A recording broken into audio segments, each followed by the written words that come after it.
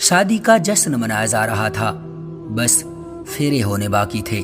किसी ने दूल्हे से उसका नाम पूछ लिया और फिर उसके बाप का नाम पूछा। दूल्हा इस सवाल से परेशान हो गया और सोच में पड़ गया कि अब तक बार बार पूछने पर भी मेरी माँ ने मुझे मेरे पिता का नाम क्यों नहीं बताया। अब तक तो ठीक था, लेकिन आज ये सवाल न जाने क्यों उसके दिल को चीर गया था। लड़का स्टेज से तुरंत उठा और चुपचाप अपने घर की तरफ रवाना हो गया। शादी में मौजूद लोगों में से किसी को भी उसके बाप का नाम मालूम न था। खैर, लड़का गिरता पड़ता घर में दाखिल हुआ और गुस्से से आग बबूला होकर ऊंची आवाज में माँ से अपने बाप का नाम पूछा। माँ भी बेटे को अचानक इस तरह से देखकर घबरा सी गई, लेकिन गुमसुम खामोश रही। लड़के ने कई बार पूछा, लेकिन हर बार निराशा ही हाथ लगी और जब कुछ हासिल ना हुआ तो शदीद तैस में आ गया और गुस्से में अपनी माँ से न जाने क्या क्या बोल दिया। सारा मोहल्ला घर में जमा हो गया और सभी औरतें भी खामोशी से माँ बेटे का मुकदमा सुनती रही और हैरान थी कि आज तक लड़के की माँ से ये सवाल करने का ख्याल हमें क्यों नहीं आया, जबकि माँ बेटे की जिंदगी इसी मोहल्ले में गुजरी है। ये छोटा सा था जब से हम इन दोनों को अपनी गली में इसी मकान में रहते देख रहे हैं। इस औरत ने शायद अपने बच्चे को स्कूल भी इसीलिए दाखिल नहीं करवाया कि उसके बाप का तो नाम जानती ही नहीं। अचानक लड़के ने अपनी माँ से कहा, अगर तू मुझे मेरे बाप का नाम नहीं बता सकती तो इस शर्मिंदगी की जिंदगी से बेहतर है कि मैं खुदकुशी कर लूं। जैसे ही माँ ने बेटे के मुंह से ये शब्द सुने तो उसकी ममता तड़प उठी और भागकर उसे सीने से लगा लिया और कहा, मेरी बात सुनो बेटा, फिर जो जी में आए कर लेना। कुछ औरतें आगे बढ़ी और जवान को अपने हाथों से रोक लिया कि पहले अपनी माँ की बात सुन लो। पूरे घर में खामोशी छा गई। वो बोली, बेटा, मेरा बहुत बड़ा परिवार था और हम नेपाल के एक छोटे से गांव में रहते थे। हमारे पड़ोसी और मेरे परिवार के बीच जमीन का विवाद था। इसी विवाद के चलते बात कत्ले आम तक पहुंच गई।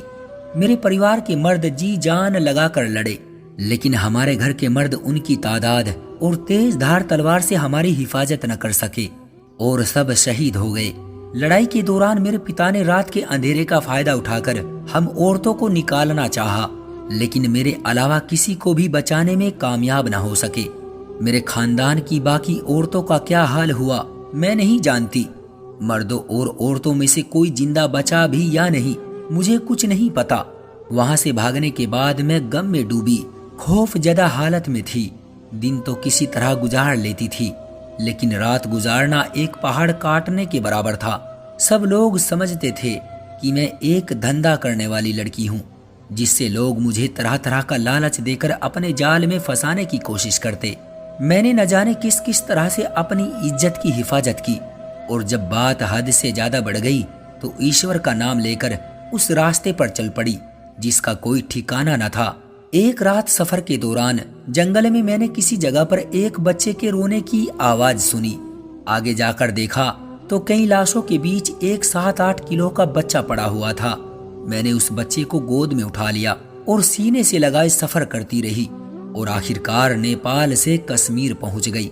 यहाँ सेटल होने के बाद मैंने छुपते छुपाकर अपने और उस बच्चे के खानदान वालों को ढूंढने की बहुत कोशिश की, मगर हर जगह से निराशा ही हाथ लगी और यूं मेरी दुनिया सिर्फ मेरे और उस बच्चे तक ही सीमित रह गई।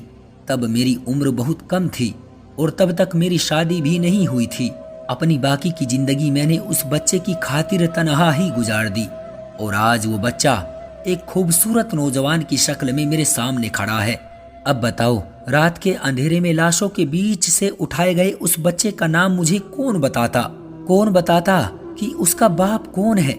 माँ की बात पूरी होने तक हर आंख आंसुओं से नम थी और वो बेटा जो कुछ देर पहले माँ को जली कटी सुना रहा था, हैरत और पत्थर की मूरत बना खड़ा रहा, फिर शर्मिंदगी के साथ आगे बढ़ा और उस औरत के हाथ का बोझ उठाए उसके कदमों में गिर गया। दोस्तों, आपका क्या कहना है इस कहानी के बारे में? कमेंट करके हमें जरूर बताएं। वीडियो को लाइक कर दीजिए और इसी तरह की कहानियां लगातार देखने और सुनने के लिए चैनल को सब्सक्राइब करके घंटी को दबाकर ऑल पर सेट कर लीजिए ताकि आने वाली वीडियो का नोटिफिकेशन आपके पास तुरंत पहुंचे। मैं मिलता हूं आपसे अगली वीडियो में, तब तक के लिए धन्यवाद।